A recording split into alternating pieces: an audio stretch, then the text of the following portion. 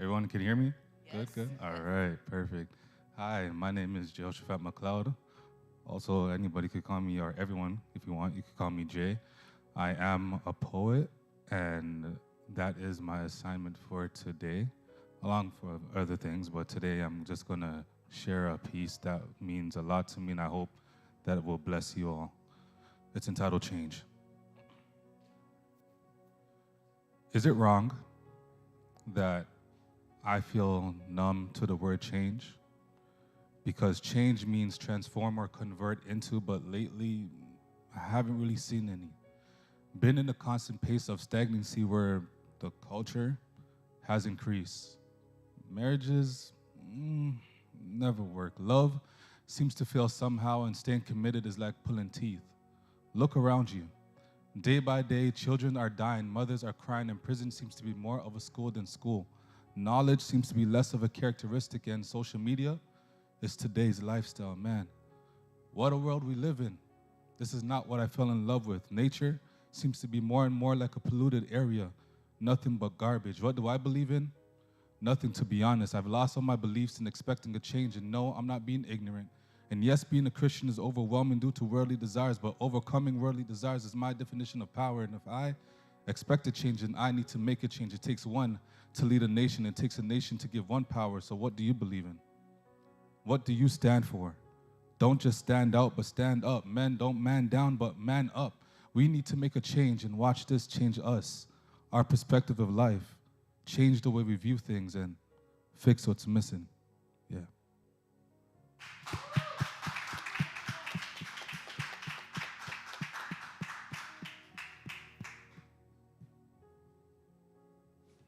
How would you like to own a messenger service that when you talk, text, and share videos, you actually get paid? The Punk Panda app is a military-grade encrypted communication app created with the primary goal of protecting you and your content. Addressing the top 3 concerns in people's online life, which is personal privacy, data security, and it allows you to download 15 to 20 minute video. So download your Punk Panda app today from your app store. Use it, share it, own it. Want to take control of your health? Use June's Healthline with Pure Trim. Pure Trim offers a variety of revolutionary, life-changing products that will not only boost your health, but your mood.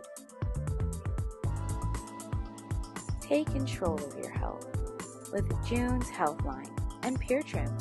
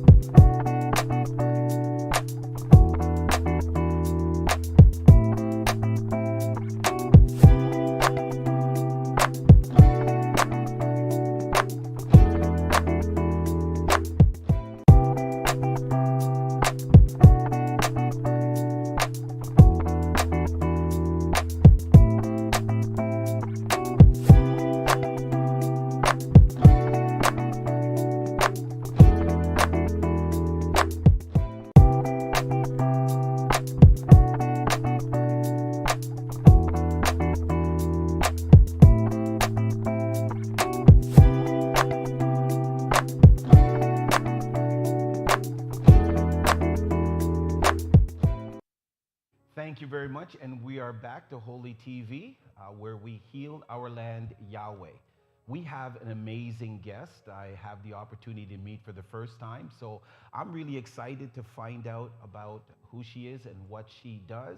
Her name is Bernice Dwamina. Did I say that right? You did. You did. I'm Awesome. very proud of you. Put your hands together and welcome Bernice to the stage right now. Thanks, you guys. And I also want to welcome our co-host, Queen I. She's here sitting down for the first time, and we're going to be just feeding you some questions right now. So, Queen I, why don't you take it away? Sure, thank you so much. So my first question would be in layman terms, can you please give us a definition of mental health? Okay. I mean, mental health is a broad name. Sorry, this is my first time doing this. Mental health is anything that affects individuals' ability to do or function on a day-to-day process. If you're not able to get out of bed, you're not able to eat, you're not able to go to work, that is a form of mental health, right? Those are not really severe, but then you have the severe ones, such as bipolar disorder. You're not able to function at all. You need to be medicated. Yeah, so it's a lot. Okay, Bernice, I know we just dove right into mental illness, but can you share with me, are you married? Are you single? Are you a member of a church? Going too far now. I'm not married, but I do have 2 beautiful children. Wonderful. I have a 16-year-old. Whoa, Yes, you yes. have a teenager. I have a teenager. Incredible. You're looking wonderful. Thank you. Appreciate that. And I have a little guy, a 2-year-old. That's Mr. River, the boss. So yeah. Oh, the boss. Both male? No, the older one is a girl. It's a girl. And Okay. then you have the boss, just the boy. Awesome. Awesome. So how long have you been in the field of dealing with mental illness? When was your inception? I started my career from in like social service, so that would be roughly 7 years. And when you're in social service, you automatically get exposed to mental illness, mental disorders. So I would say roughly looking around seven years. Wonderful. Awesome. Now, I got some really long questions here, and it's just too much for me to remember. So Okay. I took the time to get somebody to email them for me. Traditionally, there is much stigmatization of mental illness in the Black church and the Black community. As a professional as yourself in the field and a member of the Black community and also a believer of God, what's your word on the reason for this unhelpful reaction to mental disorder? This is a question that me and my colleagues, we discuss often. Like, why is it that in our community there's so much stigmatization about mental health? And to be completely honest, I won't be able to give you a direct answer. It just, there is, and we can't figure it out. So we decided, if we can't figure it out, how about we become a part of the solution? And that's why I'm here today, right? Let's talk about it. Let's make it normal, right? Let's discuss it. Once we start having a conversation, once we start understanding that there is nothing wrong, okay, with anybody having mental health or being diagnosed, there's nothing wrong with that person, then we could start removing this stigma that we have in place on us, and we could start doing the work together. Okay. Now, let's get real intimate with you right now. You said let's talk about it. Yeah. So you yourself, have you experienced Absolutely. mental illness? Yes. You care to share? I will go. I'm a free book. All right. I like that. Did you hear that, guys? Her books are in Amazon right now, and it's free. I'm open book. Okay. So I grew up in foster care. That's how my mental illness really kind of progressed. How old were you when you started? I went into foster care when I was roughly 11, Wow. 12. Okay. And a lot of things transpired while I was in foster care. You know, I didn't have a lot of support. So when a lot of those things were happening, I just kind of suppress it. And that's what we normally do, right? I didn't really have anybody to connect with. And I suppressed, and it was just one day, everything just hit me. I woke up, I couldn't get out of bed. And I spent, I think, roughly 5 days not eating all I did was drink. And it was the final day, like I woke up and I knew if I didn't get the help, I was gonna die. I knew I And was what gonna you die. were drinking, was it alcohol or I was was, it I was just no? drinking alcohol. I was taking pills, any pills I could find on the You're house. talking at age 11? This was No, happening? no, my crisis really happened. My trigger, my crisis happened when I was roughly 19. Okay. But all of that stemmed from everything that has transpired from I was 11, right? And I suppressed those things until it got to the point where there was no turning back. There's no turning back. And it was that moment I had to make the decision. You know, I had a daughter. I have a Yes. daughter. I didn't want my daughter to come and find me deceased. You know, I knew I needed to get the help. You know, I remember I woke up, I went, dragged myself really off the bed because I was so weak. I haven't eaten. All I have done is just drink and pop pills. And I managed somehow, by grace of God, crawl my way to the bathroom, take a shower, call my sister, and I said, I need help.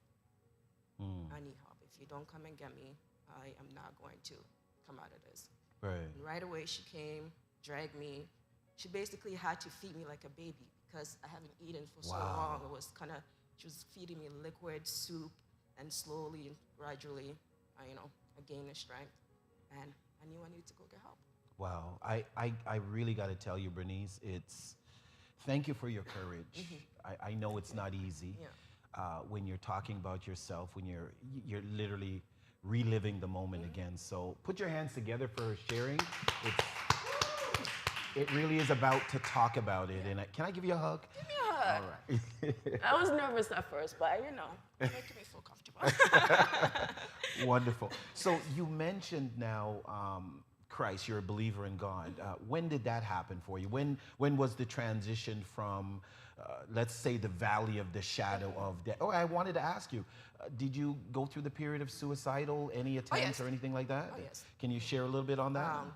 Many times I attempted, during the crisis I just described, it was a form of way of trying to take my life, but I didn't have the courage really to do the deed, you know? So it's kind of like the gradual process. Well, if I die, I die, who cares?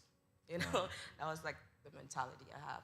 Okay. The thing, it has been a few, but I reached a point in my life right now, those things, God got me through that dark period, I don't mind sharing, but there's some stuff I just kind of let it rest. Okay. And I'm here today, and that's what's important. Awesome, right? awesome. Now, before Queen I ask you the next question, when was your introduction to Christ? When did you give your heart to Him? It started from when I was back home in Ghana. My grandmother was a believer in Christ. We grew up going to church. Unfortunately, when I ended up in foster care, I was placed in a home with a 7 Days Adventist family. Okay. And unfortunately, their son molested me, and they knew about it. And they chose to kind of hide it under the rug. And from there on, I was like, forget it. I'm not. If God is really real, then this wouldn't be happening, So I kind of stepped away from the church for a bit, and then things just started going down in the drain. I'm like, you know what? Who do I call? And I remember there's somebody named God, And I started praying to myself. I'm not like a heavy prayer. I don't really know a lot of prayers, but the little that I knew, I would say to myself, anything that is going wrong in my life, I will take a moment and I'll pray. I used to go to church. People invite me to churches, but because of the things I have been through, I developed like, what do we call it? PTSD, and I did not, social stuff just was not for me. Like, if I go to church, I'm shaking. Like, you see how when I sit here, you notice I was shaking. Yes, yes, I did. It's the trauma that I had. Like, it still has like a huge impact in my life, right? So I avoid going to churches. I would tune in on YouTube and watch a little bit here and there, and I fall off again. And then just recently, it's like maybe 2 years ago, I started going back to, church. Okay. I go to a church right now. It's a very small church. It's called Ministry of Christ. It's very small. But in Toronto here? No, it's in Mississauga. Oh, Mississauga. Region Appeal. Yeah. That's my hometown. Yeah.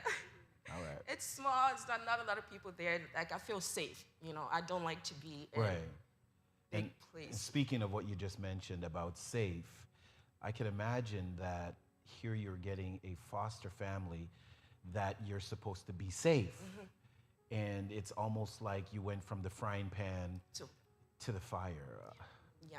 My yeah, God. Yeah. That situation, you know, when I brought it up to my caseworkers, it was kind of like, no, it didn't happen. So I ran away and I ended up living on the street for like a good, I'd rather. Oh, so you're homeless as well? Yeah, I left because My I God. knew what was happening to me and I didn't want to be molested. So Right. if nobody's doing anything about it, I took off.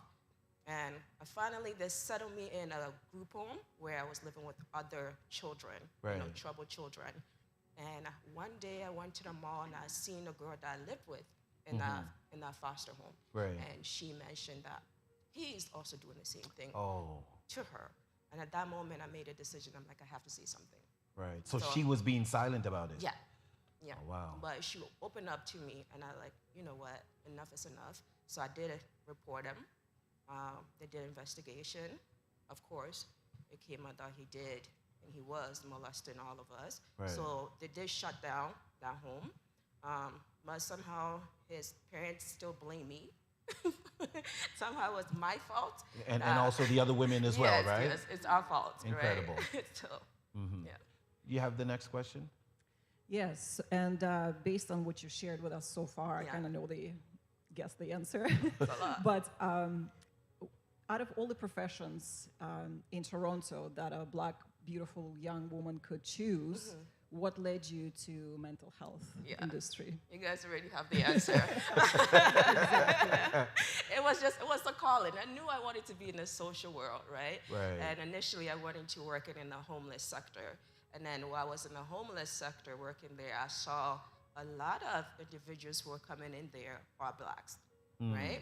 And when they come in, they don't have diagnosis, right? They don't have ODSP, they're not on medication, and that always bothered me.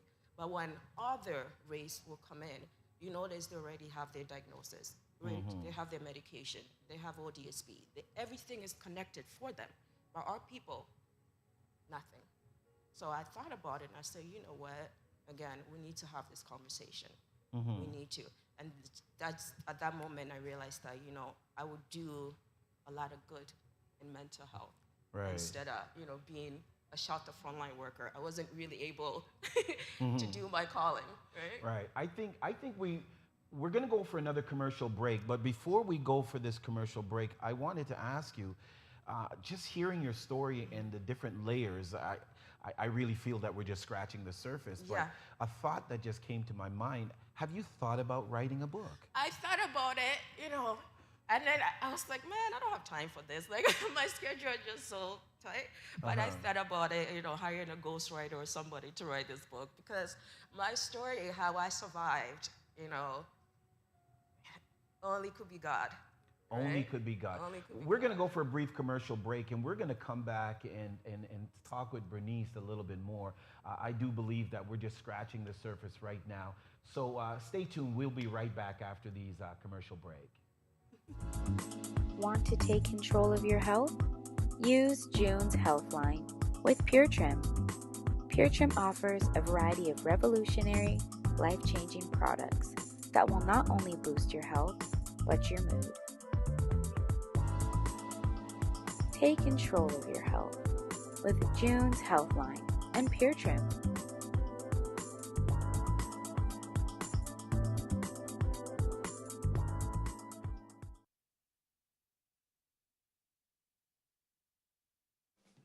How would you like to own a messenger service that when you talk, text, and share videos, you actually get paid?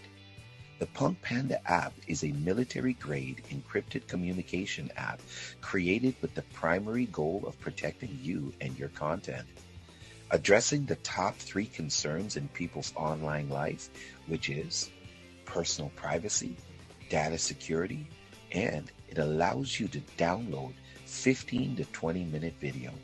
So download your Punk Panda app today from your app store. Use it, share it, own it.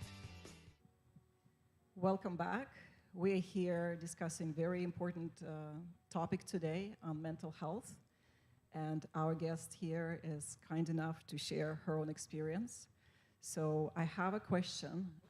Next question for you is, what do you hope to accomplish? Like you shared that there's a lot of issues that's happening around this field, especially for certain communities.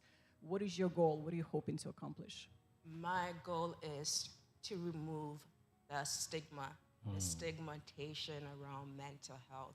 My goal is I want any individual who's suffering, right, in silence to be able to come forward, right, and speak about their crisis, whatever it is that they're going through, and not feel shamed, right, and be able to seek help and receive it, because there's a lot of services out there dedicated to mental health. A lot of us don't know, right?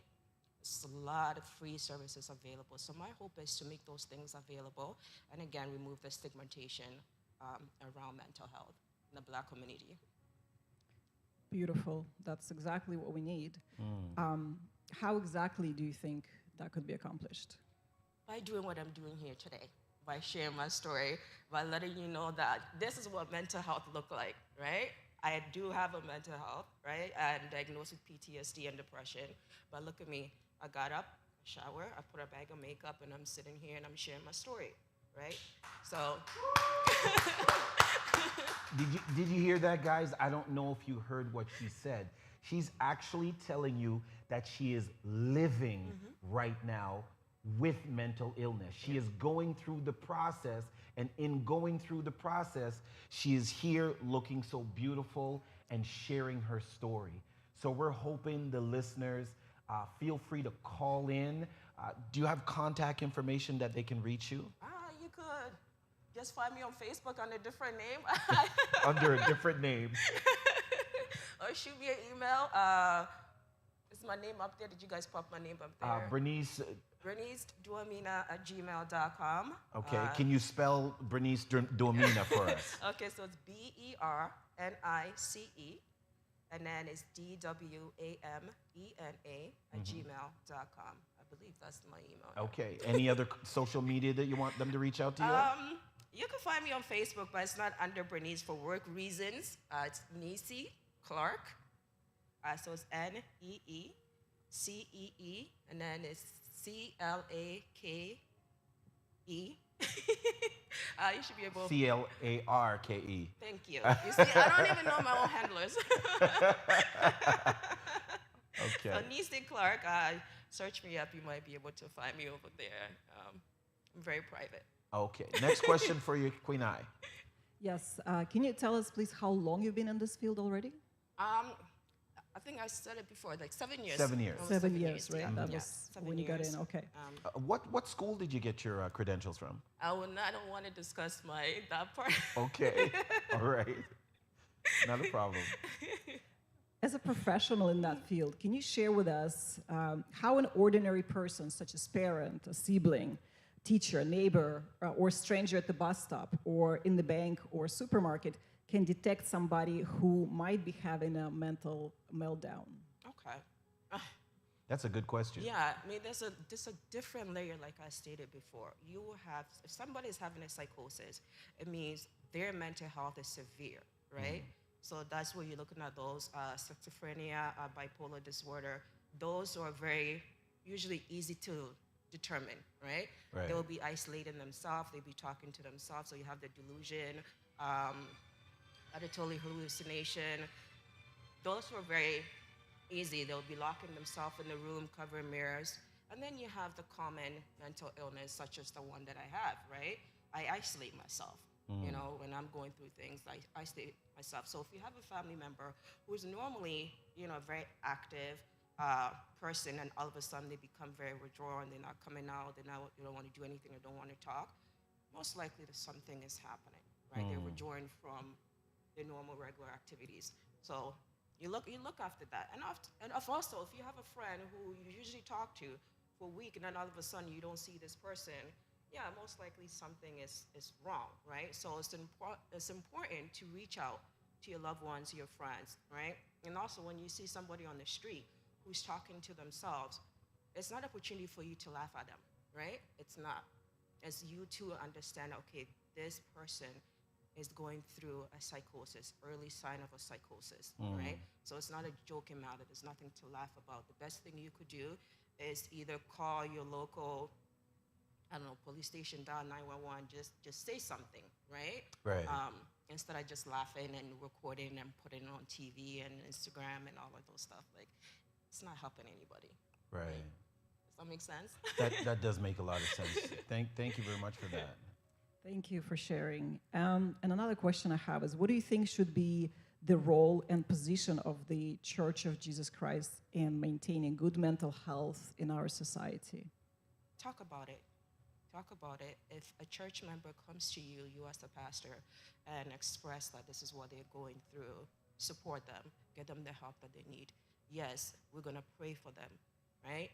But when we're praying for them, we got to understand that there's some disease, some illness, some diagnosis that requires medication, and it's okay for you to encourage your church members to seek professional help, right? That does not take away from God, right? God is the one that carried them to you to be able to let you know that this is what I'm going through, right? So you should be able to encourage them and say, God is telling me for you to go to a hospital, seek help. There's nothing, you can't say, don't go to the hospital, don't go to a psych ward because we're going to pray for you. But since you mentioned that, Bernice, shouldn't the church also be equipped? I mean, you got membership, right? Definitely. So shouldn't those resources be right into the realm of the church? Definitely. And really, all the church has to do is just call one of this mental health clinics. There's so many out there, the Canadian Mental Health Association. You could call them, get resources if you need them to come to the church and do training, do like educational piece. They'll be able to do that. There's the crisis line. There's COAST.